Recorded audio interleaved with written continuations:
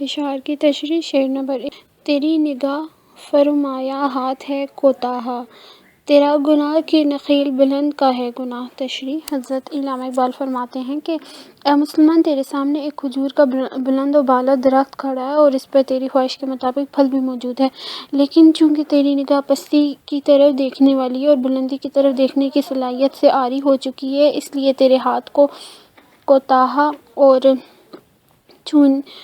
چھوٹے ہو گئے ہیں، جو درخت کی بلندی کی وجہ سے پھل تک نہیں پہنچ سکتے۔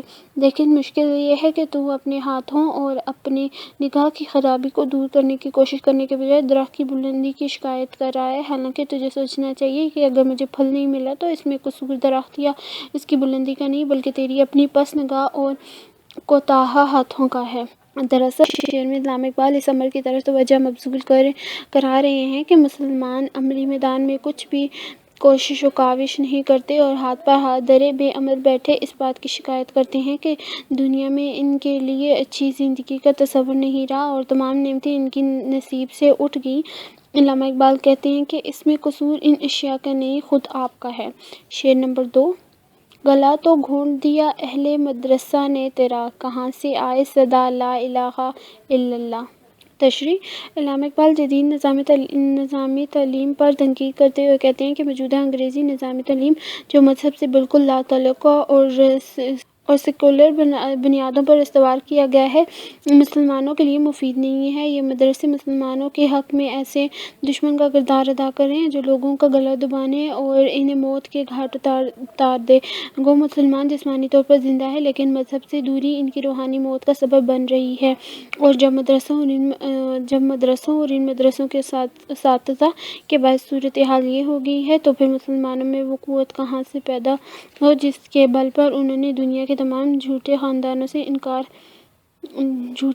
سے انکار کر کے پوری دنیا میں اللہ تعالیٰ کی وحدانیت کا پرچم بلند کیا تھا۔ لیکن جدید تعلیم کی وجہ سے مسلمان اپنی اس خصوصیت اور شان سے محروم ہو گئے ہیں۔ شعر نمبر 3۔ خودی میں گم ہے خدائی کی تلاش کر غافل، یہی ہے تیرے لیے اب صلاح کار کی راہ۔ تشریح۔ علامہ اقبال فرماتے ہیں کہ تم اس دنیا میں جاہ و جلال اور شان و شوکت کے طلبگار ہو اور چاہتے ہیں کہ دنیا کی حکمرانی تمہیں نصیب ہو جائے، دنیا کی حکمرانی تمہیں حاصل ہو جائے، لیکن بدقسمتی سے اس اہم نکتے کو فراموش کر رہے ہو کہ یہ سب چیزیں اس وقت تک حاصل نہیں ہوتی جب تک انسان اپنی ذات کا مکمل عرفان حاصل نہ کرے، اپنی صلاحیتوں کے بارے میں کامل آگاہی حاصل نہ ہو جائے، اور جب تک انسان اپنی خوبیوں اور خامیوں کا صحیح طور پر اندازہ کر کے حصول مقصد کے لیے مکمل کوشش نہ کرے۔ لہٰذا محض حکومت و آن و بان کی تلاش ترک کر کے تمہیں اپنی خودی کو زندہ بیدار کرنے کی کوشش کرنی چاہیے، مسلمانوں کے بگڑے کام سنوارنے اور پھر سے پہلی سی قدر و منزلت حاصل کرنے کا یہی طریقہ باقی ہے۔ گویا اقبال کہتے ہیں کہ جب تک خودی زندہ اور بیدار نہ ہو، انسان حقیقی ترقی نہیں کر سکتا۔ شعر نمبر 4۔ حدیث دل کسی درویش بے کلیم سے پوچھ، خدا کرے تجھے تیرے مقام سے آگاہ۔ تشریح۔ علامہ کہتے ہیں کہ اگر تم دل کو اطمینان اور سکون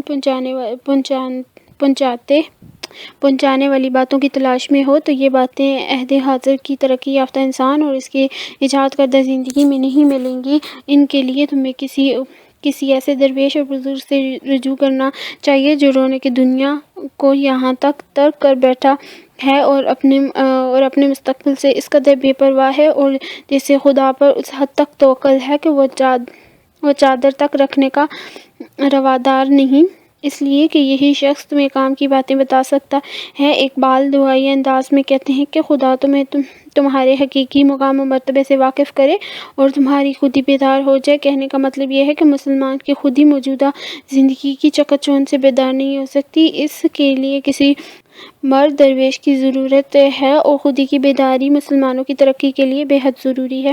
شعر نمبر 5۔ برہنہ سر ہے تو عزم بلند پیدا کر، یہاں فقط سر شاہین کے واسطے ہے کلہ۔ تشریح۔ واضح ہو کہ ننگے سر ہونا ہماری تہذیب میں بے عزتی اور بے توقیری کی علامت ہے۔ اس پس منظر میں علامہ اقبال فرماتے ہیں کہ اگر تم ننگے سر ہو اور عزت و جاہ تمہیں میسر نہیں تو اس کا طریقہ یہ ہے کہ اپنے دل میں بلند ارادے پیدا کرو، اس لیے کہ اس دنیا میں سے شاہین کے سر کے لیے قلعہ و پگڑی یعنی عزت و عظمت موجود ہے۔ واضح رہے کہ علامہ اقبال کے ہاں شاہین قوت و بلند پروازی اور فکر کی علامت کے طور پر آتا ہے۔ اس کی تیز نگاہی کے اقبال بہت مداح ہیں اور وہ مسلمانوں خاص طور پر مرد مومن کے لیے ان خصوصیات کو لازمی قرار دیتے ہیں۔ وہ کہتے ہیں کہ شاہین اسی لیے پرندوں کا حاکم ہے کہ وہ سخت کوش ہے، لہٰذا اگر اب مسلمان بھی سخت کوشی کی زندگی اختیار کریں گے تو بے عزتی اور بے توقیری کا خاتمہ ہو جائے گا اور انہیں بھی عزت اور شان و شوکت میسر آئے گی۔ شعر نمبر 6۔ نہ ہے ستارے کی گردش نہ بازی افلاک، خودی کی موت ہے تیرا زوال نعمت و جاہ۔ تشریح: اقبال کہتے ہیں کہ کسی بھی ذلیل و زوال آمادہ شخص سے اس کی درماندگی کا سبب پوچھا جائے تو وہ بڑی آسانی سے کہہ دیتا ہے کہ جناب قسمت اور آسمان کا کھیل ہے، اور یہی سب کچھ مسلمان بھی کہتے ہیں کہ ان کی سلطنتیں صرف اس لیے مٹ گئی کہ قسمت نامہربان ہو گئی تھی اور آسمان ان کے خلاف چال چل رہا تھا۔ لیکن اگر کوئی مجھ سے مسلمانوں کے زوال کا سبب پوچھے تو میں بتاؤں گا کہ ان کی نعمت و جاہ و جلال کا زوال اس لیے ہوا کہ ان کی خودی زوال کا شکار ہو گئی تھی، یہ اپنے آپ سے بیگانہ ہو گئے تھے، انہیں نیک و بد میں تمیز نہ رہی، سخت کوشی کی زندگی ترک کر دی، مارکہ آرائی سے گھبرانے لگے اور اپنی ذات کا عرفان کھو بیٹھے، یہ اس مقام بلند کو بھول گئے جو صرف انہی کا حصہ تھا، لہٰذا حالات میں انقلاب آیا اور بے عزت اور ذلیل و خوار ہو گئے۔ یعنی اگر آج بھی مسلمانوں کی خودی زندہ بیدار ہو جائے تو ان کے حالات میں مثبت تغیر آ جائے گا۔ شعر نمبر 7۔ اٹھا میں مدرسہ و خانقاہ سے غمناک، نہ زندگی نہ محبت نہ معرفت نہ نگاہ۔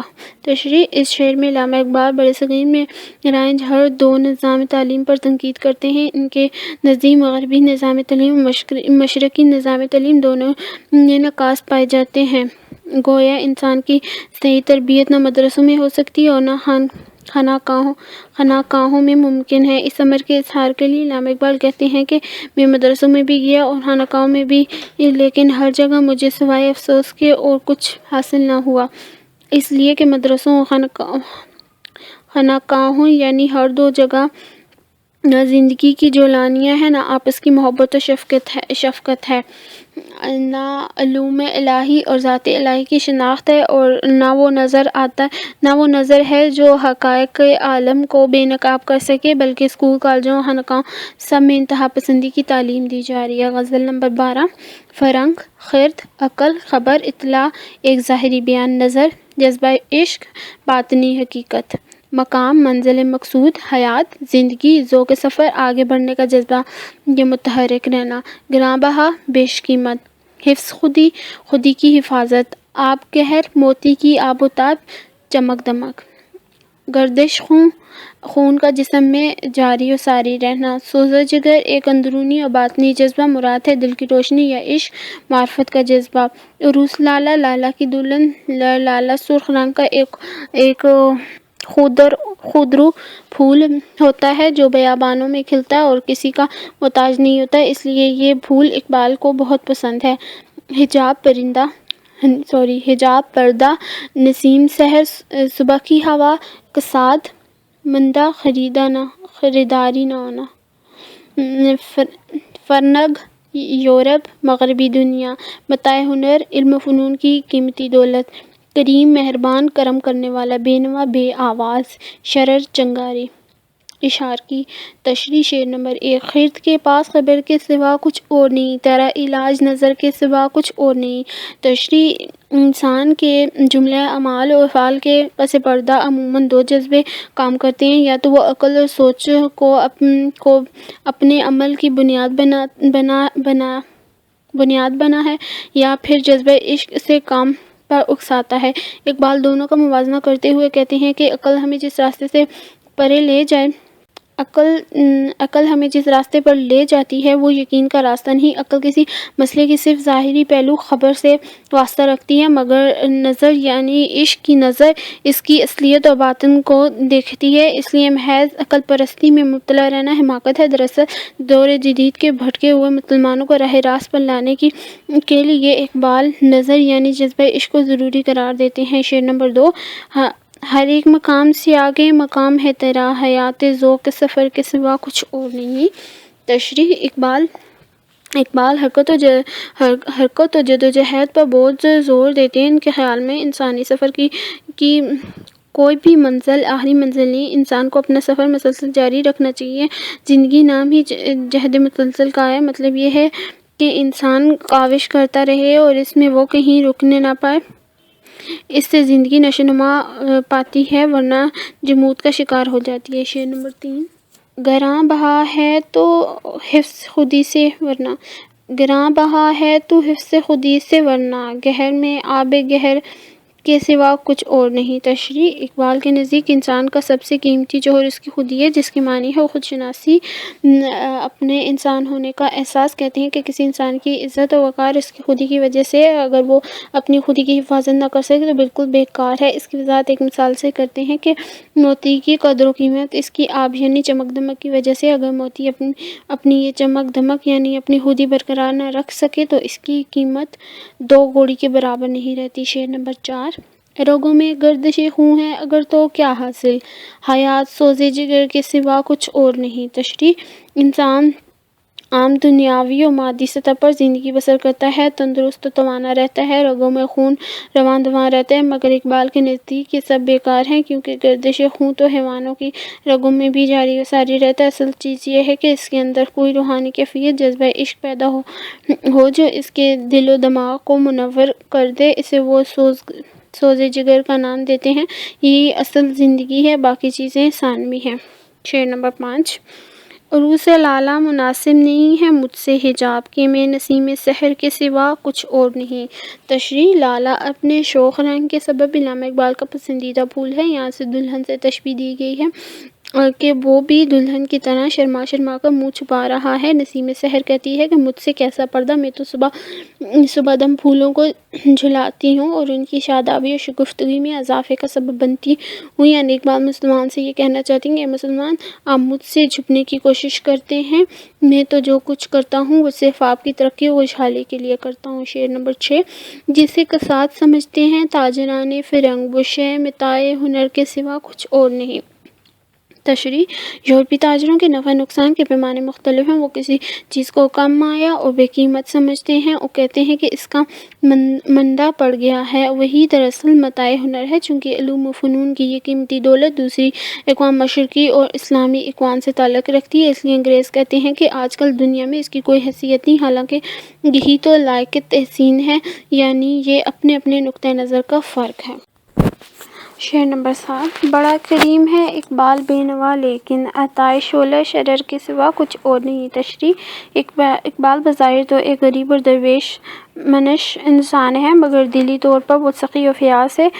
اسے جو کچھ میسر ہوا اسے بانٹنے اور لوگوں کو عطا کرنے میں دریغ نہیں کرتا۔ ایک شعلے کی عطا یہی ہو سکتی ہے کہ وہ چنگاریاں تقسیم کرے۔ مراد یہ ہے کہ اقبال کے پاس تو ایک جذبہ عشق ہے، وہ اسی جذبے کی چنگاریاں دوسروں کے اندر سلگانے کی کوشش کرتا رہتا ہے۔ ایک فقیر اور بے نوا شخص یہی کچھ کر سکتا ہے۔ غزل نمبر 13، فرنگ، نگاہ فقر فقیر کی نگاہ خراج باج یا ٹیکس۔ سکندری، یونان کے سکندر بادشاہ سے نسبت مراد بادشاہت۔ کسریٰ، ایران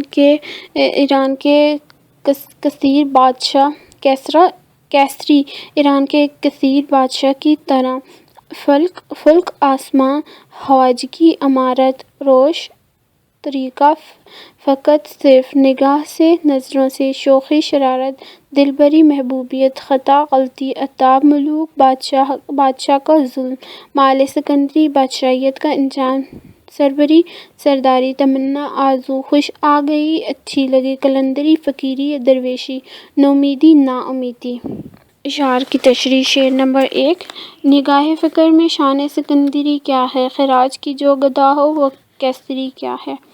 تشریح: ایک فقیر کی نظر میں بادشاہت اور اس کی شان و شوکت کوئی وقت نہیں رکھتی، کیونکہ وہ اپنی سلطنت کا آپ بادشاہ ہوتا ہے۔ دنیاوی جاہ و مرتبہ اور دولت تو عارضی ہوتی ہے، لیکن دل کی حکومت اور دولت دائمی ہوتی ہے۔ پھر دل حکومت چلانے کے لیے کسی روپے پیسے کی ضرورت نہیں، لیکن دنیاوی حکومت چلانے کے لیے لوگوں سے ٹیکس وصول کرنا پڑتا ہے۔ لہٰذا جو حکومت ٹیکس جمع کر کے چلائی جائے وہ بھی بھلا کوئی حکومت یا بادشاہت ہے۔ اس سے بہتر تو فقیر کی اپنی حکومت ہے جسے کسی ٹیکس کی ضرورت نہیں ہے۔ شعر نمبر 2: بتوں سے تجھ کو امیدیں خدا سے نا امیدی، مجھے بتا تو سہی اور کافری کیا ہے۔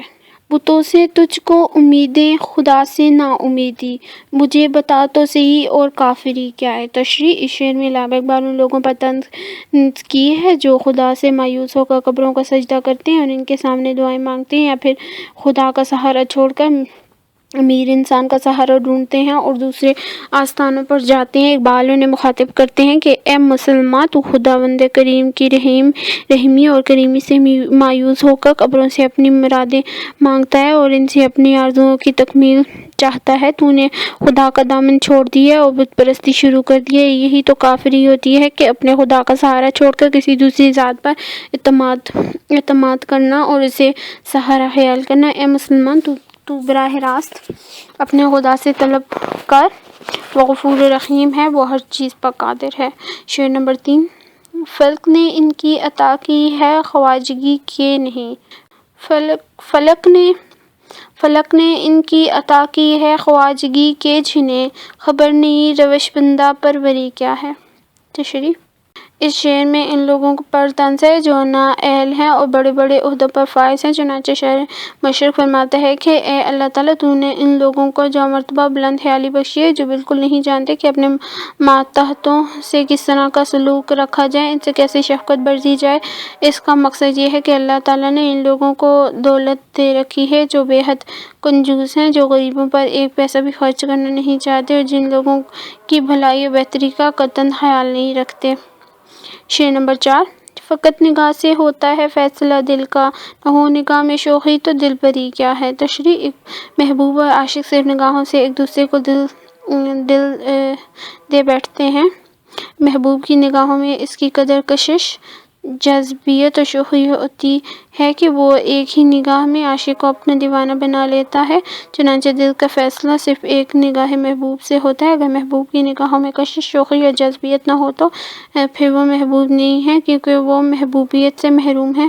مطلب یہ ہے کہ اگر کوئی شخص دوسروں کے دلوں پر حکومت کرنا چاہتا ہے تو اسے لازم ہے کہ اپنی نگاہ میں شوخی یا دل بری کی شان پیدا کرے، کیونکہ دل کا فیصلہ عموماً نگاہ سے ہوتا ہے، یعنی جب تک کسی کی شخصیت میں دلکشی نہ ہو تو لوگ اس کے گرویدہ نہیں ہوتے۔ شعر نمبر 5: اسی خطا سے عتاب ملوک ہے مجھ پر، کہ جانتا ہوں مآل سکندری کیا ہے۔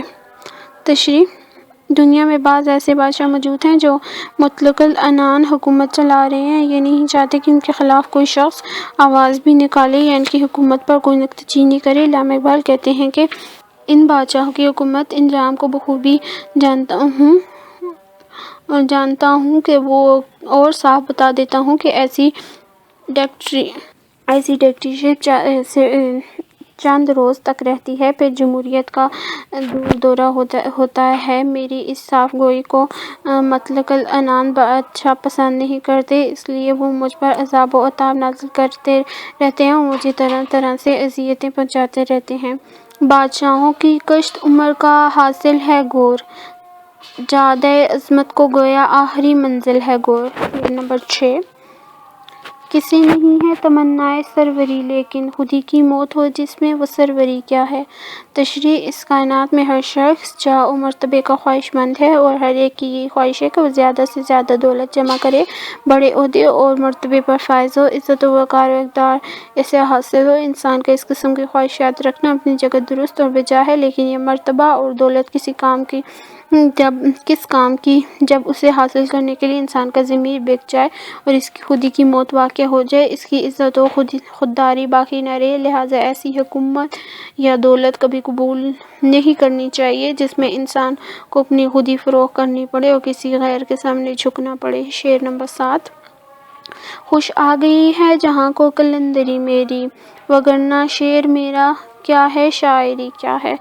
تشریح: علامہ اقبال فرماتے ہیں کہ لوگوں میں میری عزت و وقار بے حد ہے اور میں لوگوں میں بہت مقبول ہوں، ہر دل عزیز ہوں۔ لوگ میری درویشی اور بے نیازانہ طبیعت کو پسند کرتے ہیں اور میں اس لیے مقبول نہیں ہوں کہ میری شاعری بڑی دلچسپ اور معنی خیز ہے۔ میرے اشعار اور شاعری تو خاص نہیں ہے اور نہ ہی قابل تعریف ہے، کیونکہ میں نے ان میں کوئی خاص بات بیان نہیں کی۔ البتہ میری فقیری اور درویشی اور میری زندگی کی سادگی لوگوں کو بہت پسند ہے، اس لیے وہ مجھ سے محبت کرتے ہیں اور میری عزت کرتے ہیں۔ اقبال ہی کا شعر ہے۔ میری نوائے پریشان کو شاعری نہ سمجھو کہ میں ہوں محرم راز دروغن میں خانہ۔ موضوع نمبر 14 رنگ پرورش آؤ نالا پا لینا، یعنی درد دل کی صفت پیدا کرنا۔ چمن باغ یہاں دنیا مراد ہے، سفینہ کشتی، بحر بے کراں ایسا سمندر جس کا کوئی کنارہ نہ ہو۔ راوی: پاکستان کا مشہور دریا جو لاہور کے قریب ہے۔ نیل مصر کا مشہور دریا۔ فرات عراق کا مشہور معروف دریا۔ نگاہ بلند، عالی نظر، سخن دل نواز، دل میں اترنے والی بات۔ جان پرسوز، سوز و گداز سے بھری ہوئی جان۔ رخت سفر، سفر کا سامان۔ میر کارواں، قافلے کا سردار۔ اندیشہ عجم، غیر عربی یعنی غیر اسلامی فکر۔ زیب داستاں، قصے کہانی میں رنگ بھرنے کے لیے۔ شعر نمبر 1 نہ تو زمیں کے لیے ہے نہ آسماں کے لیے، جہاں ہے تیرے لیے تو نہیں جہاں کے لیے۔ تشریح: اس شعر میں اقبال نے انسان کا قرآنی تصور پیش کیا ہے، جو یہ ہے کہ یہ ساری کائنات اللہ تعالیٰ نے انسان کے لیے پیدا کی ہے کہ وہ اس کی قوتوں کو مسخر کرے اور اسے اپنے فائدے کے لیے استعمال کرے۔ انسان اشرف المخلوقات ہے، اس لیے یہ زمین و آسمان اور دیگر موجودات سب انسان کے لیے ہیں اور ان کی تسخیر بھی کر سکتا ہے، انہیں تصرف میں بھی لا سکتا ہے۔ پہلے مصرعے میں یہ کہا گیا ہے کہ انسان کے لیے مناسب نہیں کہ وہ زمینی یا آسمانی معاملات میں الجھ کر رہ جائے، یعنی انسان خود کو محدود نہ کرے اور نہ زمان و مکان میں محصور ہو کر رہ جائے۔ میر تقی میر کہتے ہیں مشت خاک لیکن جو کچھ ہیں میر ہیں ہم۔ مشت خاک لیکن جو کچھ ہیں میر ہم ہیں، مقدور سے زیادہ مقدور ہے ہمارا۔ شعر نمبر 2 مقام پرورش آؤ نالا ہے یہ چمن، نہ سیر گل کے لیے ہے نہ آشیاں کے لیے۔ تشریح: یہ چمنستان دنیا اس کے لیے نہیں کہ سیر سپاٹے کیے جائیں، پھولوں سے دل بہلایا جائے یا اس چمن میں آشیاں بندی کی جائے، بڑے بڑے عالی شان عمارتیں اور محل بنا کر ہمیشہ کے لیے انہیں اپنا ٹھکانہ سمجھ لیا جائے، بلکہ اصل میں یہ آہ فریاد کی تربیت کے لیے ہے، یعنی انسان کو دنیا میں اس لیے بھیجا گیا ہے کہ وہ تکلیف اٹھا کر ایسی تربیت حاصل کرے جو حق تعالیٰ تک پہنچنے کے لیے ضروری ہے، نہ کہ دنیا کی رنگینیوں میں کھو کر مقصد حیات کو نظر انداز کر دے۔ دنیا آخرت کی کھیتی ہے، حدیث نبوی صلی اللہ علیہ وسلم ہے، اس لیے ہر دم رضائے الہی کے لیے کوشاں رہنا چاہیے۔ شعر نمبر 3 رہے گا راوی اور نیل و فرات میں کب تک، تیرا سفینہ کہ ہے بحر بے کراں کے لیے۔ تشریح: اقبال مسلمان سے مخاطب ہیں کہ تمہیں تو دنیا پر غلبہ حاصل کرنے کے لیے، حکمرانی کے لیے پیدا کیا گیا تھا، خدا کا پیغام پوری دنیا میں پھیلا دو، مگر تم چھوٹے چھوٹے خطوں میں محدود ہو گئے ہو، یعنی تم نے خود کو ایک عالمی امت کے بجائے محدود قوموں کے حصار میں قید کر لیا ہے، عربی، عراقی، شامی، ترکی، ہندی وغیرہ، حالانکہ ہم سب سے پہلے مسلمان ہیں، پھر کچھ اور وہ تلقین کر رہے ہیں کہ اپنے مقصد تخلیق کو سامنے رکھ کر خود کو ایک آفاقی امت کے طور پر متعارف کرا۔ اقبال کا مشہور شعر ہے چین و عرب ہمارا ہندوستاں ہمارا، مسلم ہے ہم وطن ہے سارا جہاں ہمارا۔ شعر نمبر 4 نگاہ بلند، سخن دل نواز، جان پرسوز، یہ ہے رخت سفر میر کارواں کے لیے۔ تشریح: اس شعر میں ایک اچھے قومی رہنما کی 3 صفات بتائی گئی ہیں، یہ کہ اس کے پیش نظر بلند مقام ہو، جب بات کرے تو لوگوں کے دل میں اتر جائے، اور وہ اپنے قلب پرسوز میں اپنے مقصد کے لیے سچی تڑپ رکھتا ہو، ایسا سالار قافلہ ایسا سالار قافلہ ہی کامیاب و کامران رہتا ہے۔ تاریخ اسلام میں جن رہنما ہستیوں کا ذکر آتا ہے، ان میں یہ خوبیاں بدرجہ اتم موجود تھی۔ اگر لیڈر میں یہ خوبیاں نہ ہوں تو قافلہ منزل تک نہیں پہنچ پاتا۔ شعر نمبر 5۔ ذرا سی بات تھی اندیشہ عجم نے اسے بڑھا دیا ہے فقط زیب داستاں کے لیے۔ تشریح۔ اس شعر کے مفہوم کے بارے میں یوسف سلیم چشتی کہتے ہیں کہ یہ شعر اقبال کے ایمانی اسلوب بیان کی بہترین مثال ہے۔ اقبال نے اس شعر میں اسلام کو سمجھنے کی بات کی ہے۔ عجمی فلسفیوں نے بال کی کھال اتار کر وہ فلسفانہ موشگافیاں کی ہیں کہ ہم تاویلات میں پڑھ کر خرافات میں کھو گئے ہیں۔ انسان کے لیے مقصد حیات کو پا لینا مشکل نہیں۔ مراد یہ ہے کہ اسلام سیدھا سادہ اور سچا دین ہے۔ ایک اشارہ یہاں تصوف کی طرف بھی ہو سکتا ہے، کیونکہ اقبال اسے فلسفے کا مسئلہ کہتے ہیں اور اس کو اسلام سے متعلق سمجھتے ہیں، جبکہ متصوفین سارا اسلام اسی کو قرار دیتے ہیں اور اسی پر زیادہ موشگافیاں ہوتی ہیں۔ خلاصہ یہ ہے کہ اسلام کوئی پیچیدہ فلسفہ نہیں، اس کے آسان اور سادہ اصول بآسانی سمجھے جا سکتے ہیں۔ ایک اور جگہ اقبال نے کہا ہے، بیاں میں نکتہ توحید آ تو سکتا ہے، تیرے دماغ میں بت خانہ ہو تو کیا کہیے۔ غزل نمبر 15۔ فرنگ۔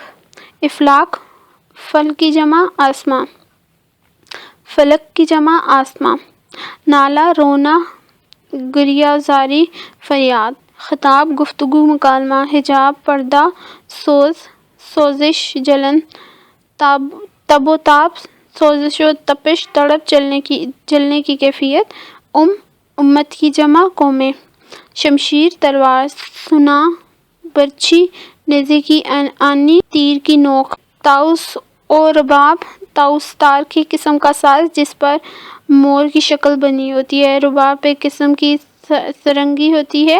مراد عیش و طرب، سرور نشہ و خوشی، دبدبہ نادری، ایران کے بادشاہ نادر شاہ درانی کا اشعار کی تشریح۔ شعر نمبر 1۔ افلاک سے آتا ہے نالوں کا جواب، آخر کرتے ہیں خطاب، آخر اٹھتے ہیں حجاب، آخر۔ تشریح۔ فریاد و فغاں عشق کا لازمی نتیجہ ہے اور یہ فراق کی شدت کو ظاہر کرتا ہے۔ انسان کو سب سے پہلے اسی کیفیت سے سابقہ پڑا جب وہ روح مطلق سے جدا ہو کر پیکر انسانی میں آیا، اس وقت یہ کیفیت زیادہ ہوگی، اور جب وہ اس مادی دنیا میں آیا، یہاں مادی چیزوں سے وابستہ ہوا تو روحانی کیفیات زائل ہونے لگی۔ اس کی روح آہوازری و فریاد فغاں اسی لیے کرتی ہے کہ وہ اپنے محبوب مطلق سے علیحدہ ہو گئی ہے۔ غرض غم و الم اور نالہ فریاد انسان کی فطرت میں ہے، چنانچہ علامہ اقبال اس شعر میں کہتے ہیں کہ عشق و محبت ہماری اس شست میں ہے، ہم روح مطلق سے جو ہمارا محبوب حقیقی ہے جدا ہو گئے، چنانچہ اس کے فراق میں نالہ و فریاد اور آہ و فغاں کرتے رہے ہیں۔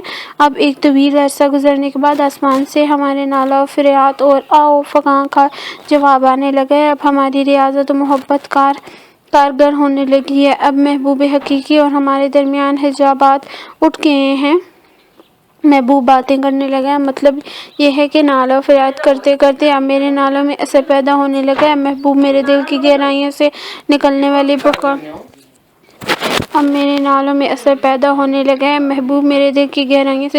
پکار سننے لگا ہے۔ اب میں مایوس و ناامید نہیں، گویا دعا کی قبولیت کا وقت اب آیا ہے۔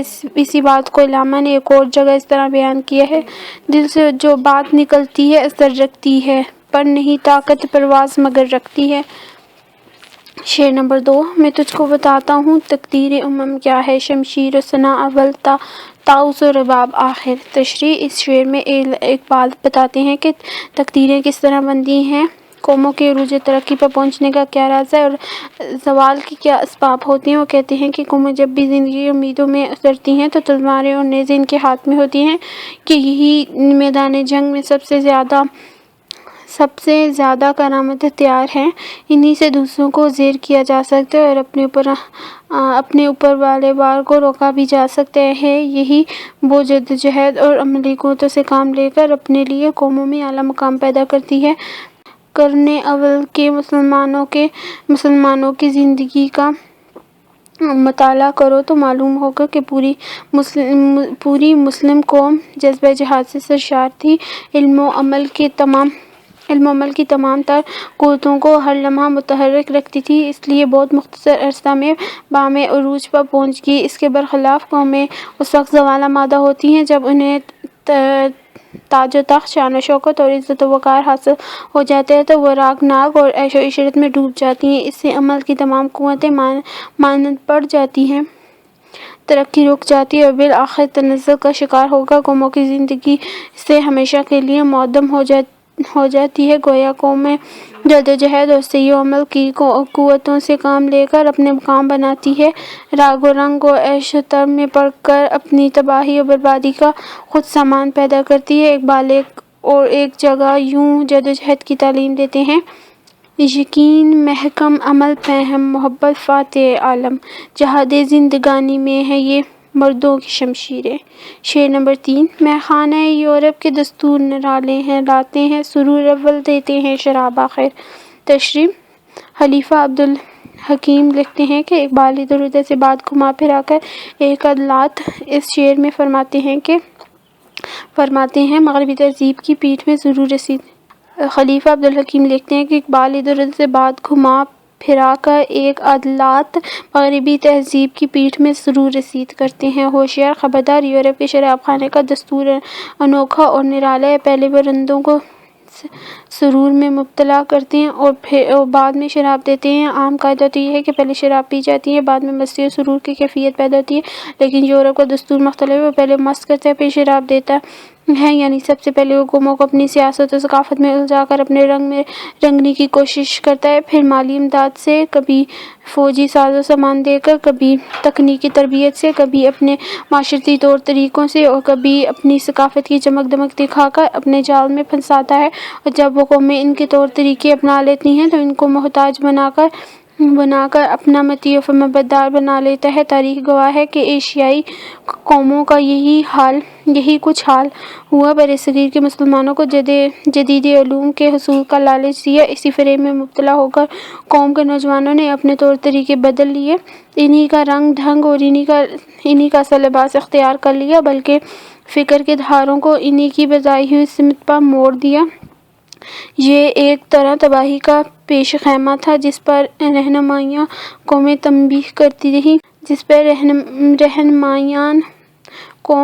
تنبیہ کرتے رہے۔ ضرب کلیم میں علامہ اقبال نے مغربی تہذیب کے عنوان سے یہ دو شعر قلم بند کیے ہیں: فساد قلب و نظر ہے فرنگی کے تہذیب کے، روح اس مدینت کی رہ سکینہ عفیف، رہے نہ روح میں پاکیزگی تو کیا ہے ناپید، رہے نہ روح میں پاکیزگی تو ہے ناپید، ضمیر پاک و خیال بلند و ذوق لطیف۔ شعر نمبر 4: کیا دبدبہ نادر، کیا شوکت تعمیری، ہو جاتے ہیں سب دفتر غرق میں ناب آخر۔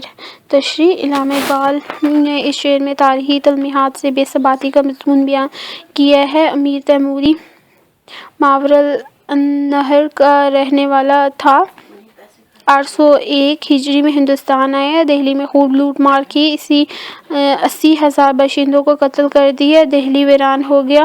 مغلیہ سلطنت کے بادشاہ اپنا نسب امیر تیمور سے ملاتے ہیں، اس لیے مغلیہ سلطنت کو تیموری سلطنت بھی کہتے ہیں۔ نادر شاہ درانی ایران افغانستان کا بادشاہ تھا۔ 1738 کے آخر میں ہندوستان پر حملہ آور ہوا، پشاور لاہور فتح کرتا ہوا دہلی آ گیا۔ یہاں اس نے بڑے پیمانے پر قتل و غارت گری کی، بعد میں خود محمود شاہ کے سر پر تاجشاہی رکھا اور 50 کروڑ روپے کا تاوان لگایا، جس میں کوہ نور، ہیرا اور تخت طاؤس بھی شامل تھا۔ ان تلمیحات سے فائدہ اٹھا کر علامہ اقبال کہتے ہیں کہ سب کچھ فانی ہے۔ امیر تیمور جیسے فاتح کی شان و شوکت ہو یا نادر شاہ درانی کا رعب و دبدبہ، سب کچھ ہچ ہے، اور ایک دن یہ تمام دفتر خالص شراب میں غرق ہو کر فنا ہو جاتے ہیں۔ اس شعر کے دوسرے مصرعے کا آخری حصہ اس مشہور مصرعے سے اقتباس ہے جو محمد شاہ رنگیلا نے اس وقت پڑھا تھا جب اسے نادر شاہ کا خط ملا تھا۔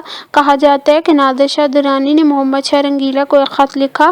جب خط آیا تو اس وقت بزم تر منعقد تھی۔ محمد شاہ نے خط لے کر شراب کے پیالے میں ڈبو دیا اور یہ مصرع پڑھا: ایں دفتر بے معنی غرق میں نہ بے اولی، یعنی یہ بے مطلب خط پہلے خالص شراب میں غرق کیا جائے۔ نتیجہ اس کا یہ ہوا کہ نادر شاہ حملہ آور ہوا اور تباہی و بربادی پھیلا کر چلا گیا۔ مطلب یہ ہے کہ بڑی بڑی سلطنتوں اور قوموں کی تباہی و بربادی میں عیش و عشرت کی بڑا دخل ہے۔ تاریخ شاہد ہے کہ اورنگزیب عالمگیر کے بعد شاہان مغلیہ کی عیش پرستی سے مغلیہ سلطنت زوال پذیر ہوئی۔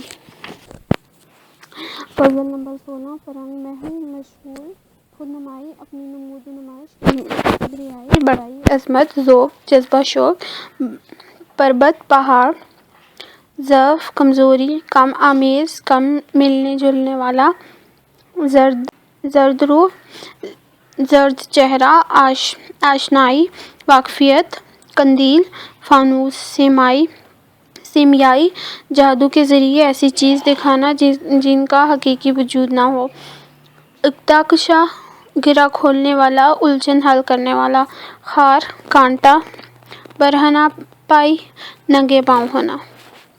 اشعار کی تشریح: شعر نمبر 1 ہر چیز ہے محو خود نمائی ہر ذرہ شہید کبریائی۔ ہر چیز ہے محو خود نمائی ہر ذرہ شہید کبریائی۔ تشریح: اقبال فرماتے ہیں کہ دنیا میں جتنی بھی چیزیں ہیں ان کی فطرت میں اللہ تعالیٰ نے یہ بات شامل کی ہے کہ وہ اپنا آپ ظاہر کر دے، اس لیے دنیا کی ہر چیز اپنی ذات کی نمود و نمائش میں مصروف ہے اور کائنات کا ایک ایک ذرہ اپنی بڑائی اور عظمت کا فرفتاؤ والا ہے، ہر چیز خودنما و خود پرست ہے۔ شعر نمبر 2 بے ذوق نمود زندگی موت تعمیر خدائی میں ہے خدائی۔ تشریح: جس زندگی میں اپنی نمود و نمائش کا ذوق و جذبہ نہ ہو وہ موت کے مترادف ہے۔ خودی کی تعمیر اور تربیت سے ہی اس خدائی کے اسرار سے آگاہی حاصل ہو سکتی ہے جس کی وجہ سے یہ کائنات معرض وجود میں آئی ہے۔ شعر نمبر 3 رائی زور خودی سے پربت ضعف خودی سے رائی۔ تشریح: خودی کے بلبوتے پر رائی بھی پہاڑ کا درجہ حاصل کر سکتی ہے اور اگر خودی کمزور اور ضعیف ہو تو پہاڑ زوال آمادہ ہو کر رائی بن سکتا ہے۔ مراد یہ ہے کہ خودی مرد مومن کو مضبوط بناتی ہے اور جس شخص میں خودی آ جاتی ہے وہ خواہ کتنا ہی کمزور اور ناتواں کیوں نہ ہو اس کا دل اور ارادے فولاد کی طرح مضبوط ہو جاتے ہیں اور پھر وہ کسی بھی باطل قوت سے خوف نہیں کھاتا۔ اس کے برعکس جس شخص کی خودی کمزور ہو جاتی ہے وہ شخص اگر پہاڑ کی طرح مضبوط ہو تب بھی اس کی تباہی و بربادی یقینی ہے۔ شعر نمبر 4 تارے آوارہ و غم آمیز تقدیر وجود ہے جدائی۔ تشریح: فطرت کا قانون ہے کہ ہر چیز ہر گھڑی متغیر رہے، کسی چیز کو بھی ایک حالت پر قرار نہیں ہے۔ ہر موجود کے لیے اللہ تعالیٰ نے یہ قانون بنا رکھا ہے کہ وہ دوسرے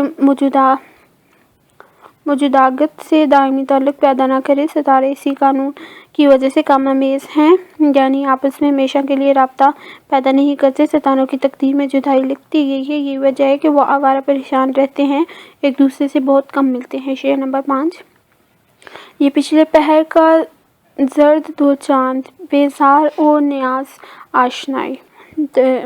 تشریح: پچھلے پہر کا چاند کا چہرہ اس لیے زرد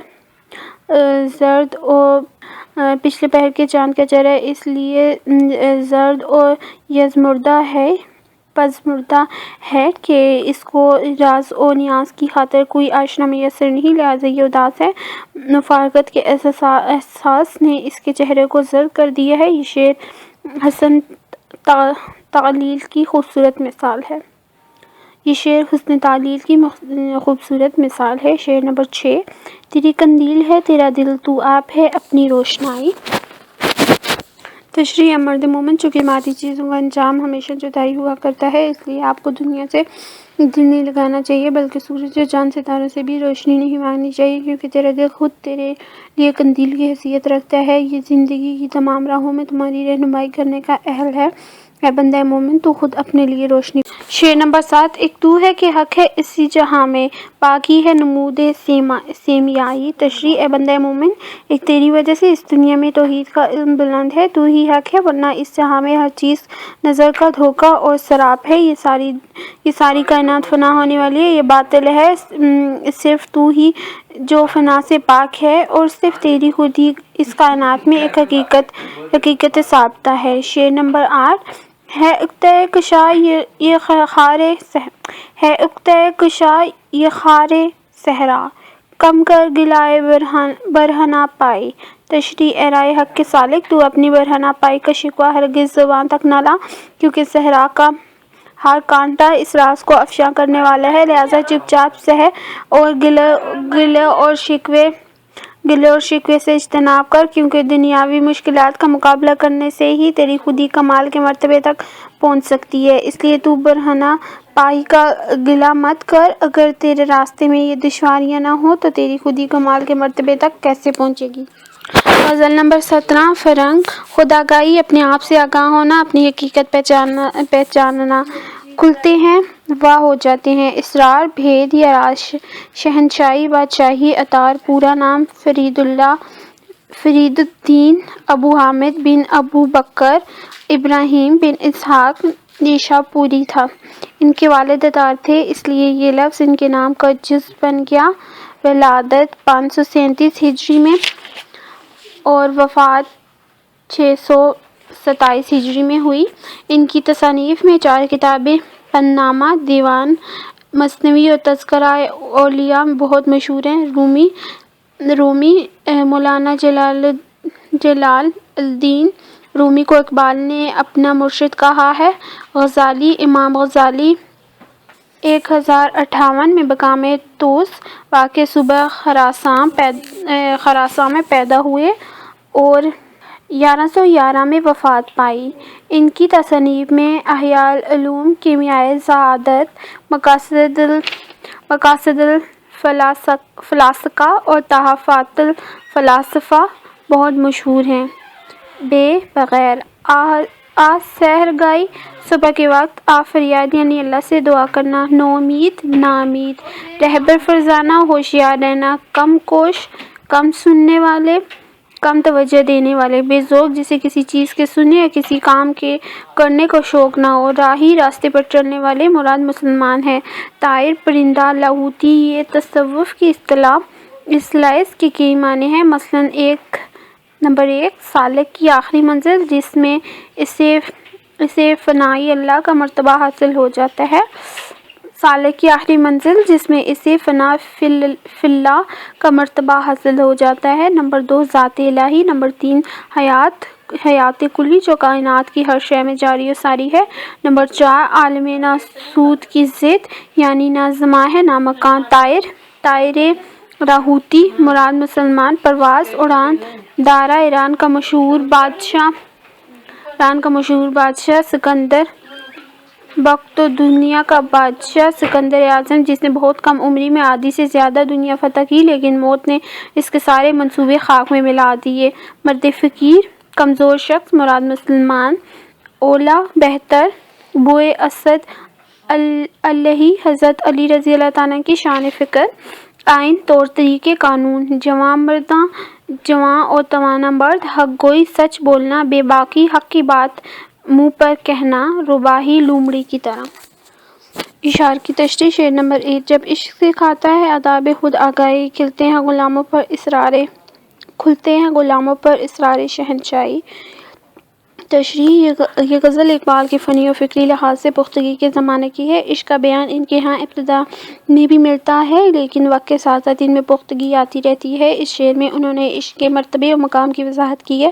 فرماتے ہیں کہ جو لوگ عشق حقیقی اختیار کرتے ہیں اور اپنی خودی کی تکمیل کرتے ہوئے اس دنیا میں اپنے مقام سے آشنا ہو جاتے ہیں اور انہیں اپنے مرتبے کا پتہ چلتا ہے، تو پھر اگر وہ کسی کے غلام بھی ہوتے ہیں تو وہ غلامی کی زنجیریں توڑ کر آزادی کے راستوں پر رواں دواں ہو جاتے ہیں اور بالآخر بادشاہت کے اعلیٰ مرتبے تک پہنچ جاتے ہیں۔ وہ بادشاہت اور حکومت کرنے کی تمام روش سیکھ لیتے ہیں اور خدا کی زمین پر خدا کا نظام نافذ کرنے کے لیے کمر بستہ ہو جاتے ہیں۔ ایک اور مطلب یہ بھی ہو سکتا ہے کہ جب عشق کی بدولت ایک شخص اپنی خودی سے آگاہ ہو جاتا ہے تو اس پر یہ حقیقت منکشف ہو جاتی ہے کہ میں تو بادشاہ ہوں، یعنی اپنی اصل کے لحاظ سے اس کائنات میں سب سے افضل ہوں، اشرف المخلوقات ہوں اور اللہ تعالیٰ کا نائب ہوں۔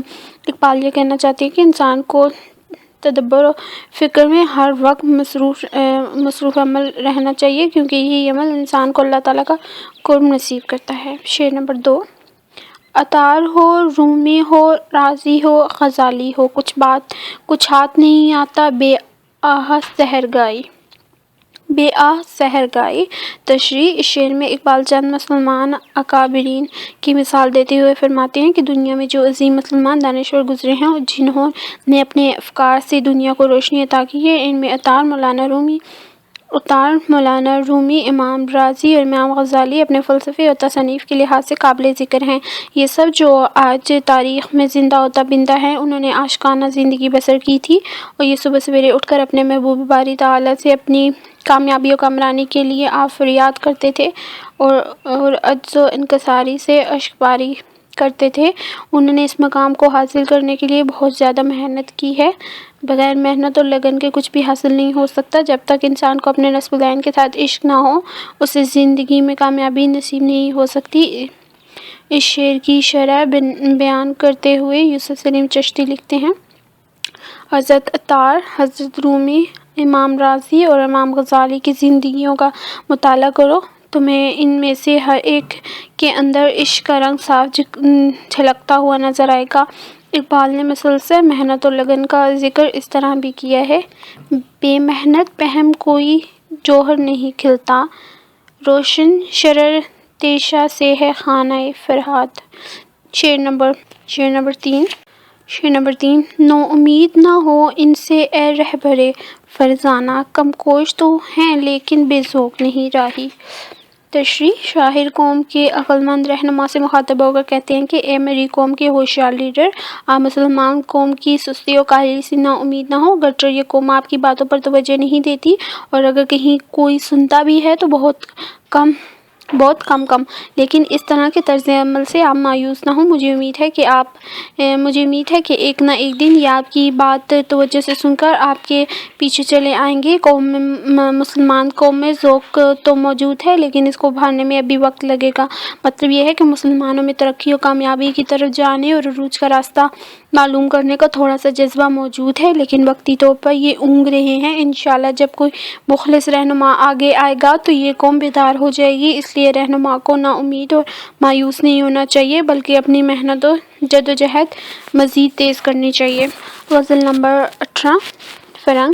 طغیان، زیادتی یا جوش، مشتاقی، عاشقی یا عشق، طلب، خواہش، جستجو، صادق، سچی، مخلصانہ، افرنگ، مغربی لوگ، براقی، چمکیلا، آب و تاب، چمک دمک، آفاتی، تمام دنیا سے یکساں طور پر تعلق رکھنے والی بات، صیاد، شکاری، غماز، چغلی کھانے والا، راز فاش کر دینے والا، اوراق، پتے، خلاقی، تخلیق، دل سے پیدا کی ہوئی بات۔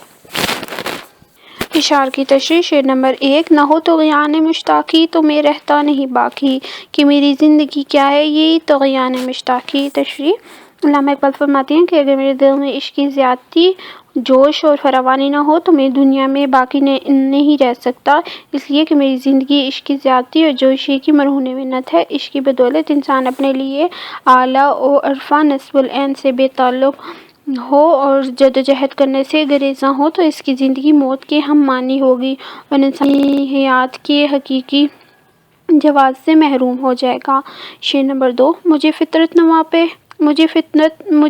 نوا پر پے مجبور کرتی ہے، ابھی محفل میں ہے شاید کوئی درد آشنا باقی۔ تشریح۔ علامہ اقبال عام پر گلستان ملت اسلامیہ میں خود کو ایسے بلبلے سے تشبیہ دیتے ہیں جس کی بات سمجھنے والا کوئی نہیں، لیکن بال جبرائیل کے دور دور تک ان کا یہ رویہ بدلا اور انہیں یقین ہونے لگا کہ ان کی شاعری صدا بس صحرا نہیں ہے اور کچھ لوگ ان کی بات سمجھ رہے ہیں۔ اس شعر میں بھی یہ بات کہی گئی ہے کہ علامہ اقبال فرماتے ہیں کہ میری فطرت مجھے بار بار نغمے گانے اور شعر کہنے پر مجبور آمادہ کرتی ہے، اور یقیناً اس کا سبب یہ ہے کہ گلستان ملت کے اجڑ جانے کے باوجود ابھی بھی گلستان میں کوئی ایک ایسا شخص ضرور موجود ہے جو میری جیسا درد رکھتا ہو اور میری بات سمجھتا ہے۔ شعر نمبر 3۔ وہ آتش آج بھی تیرے نشیمن پھونک سکتی ہے، طلب صادق نہ ہو تیری تو پھر کیا شکوہ ساقی۔ تشریح۔ اقبال کہتے ہیں کہ مسلمان آج تو شکایت کر رہا ہے کہ اللہ تعالیٰ کی مہربانیاں اور عنایات تیرے شامل حال نہیں ہیں، اس کی وجہ سے تو ذلیل و خوار ہو رہا ہے، لیکن اس بات میں میرا نقطہ نگاہ بالکل مختلف ہے۔ میں سمجھتا ہوں کہ تیرے دل میں اپنے مقاصد کے لیے سچی لگن ہی موجود نہیں ہے۔ اگر ایسا ہوتا تو مجھے یقین ہے کہ اب بھی وہ پرانا دور واپس لایا جا سکتا ہے اور اب بھی تیرے نشیمن میں آگ لگ سکتی ہے، لیکن جب تم خود ہی سچی طلب سے محروم ہو تو پھر شراب بانٹنے والے سے کیا شکایت، یعنی شراب تو اسے ملے گی جو اس کا طلبگار ہوگا۔ گویا اقبال کہتے ہیں کہ زندگی میں اعلیٰ و عرفہ مقام کے حصول کے لیے سچی طلب لازم ہے، جسے علامہ اقبال اپنے نصب العین سے عشق قرار دیتے ہیں۔ شعر نمبر 4۔ نہ کر افرنگ کا اندازہ اس کی تابناکی سے، کہ بجلی کے چراغوں سے ہے اس جوہر کی براقی۔ تشریح۔ علامہ اقبال تہذیب مغرب کی خرابیوں اور برائیوں کا اپنی شاعری میں بار بار ذکر کرتے ہیں۔ ان کے نزدیک اس تہذیب کی سب سے بڑی خرابی یہ ہے کہ یہ تصنع اور پرتکلف ہے، اس میں حقیقت کا شائبہ تک موجود نہیں اور صرف اپنی ظاہری چمک دمک اور بناوٹ سے لوگوں کو متاثر اور مرعوب کر رہی ہے۔ تہذیب مغرب کے بارے میں علامہ اقبال نے ایک اور جگہ بھی یہ بات کہی ہے۔ نظر کو خیرہ کرتی ہے چمک تہذیب حاضر کی، یہ سنائی مگر جھوٹے نگوں کی ریزہ کاری ہے۔ دیار مغرب کے رہنے والوں، خدا کی بستی دکان نہیں ہے، جسے گھر تم سمجھ رہے وہ اب زر کم عیار ہوگا۔ اس شعر میں علامہ اقبال فرماتے ہیں کہ مغربی تہذیب و تمدن کی ظاہری چمک دمک سے اس کی قدر و قیمت کا اندازہ نہیں لگانا چاہیے، اس لیے کہ اس کی جوہر کی چمک و دمک اور آب و تاب سے بجلی کے مصنوعی چراغوں کے مرہون منت ہے اور اس میں حقیقت و سچائی موجود نہیں۔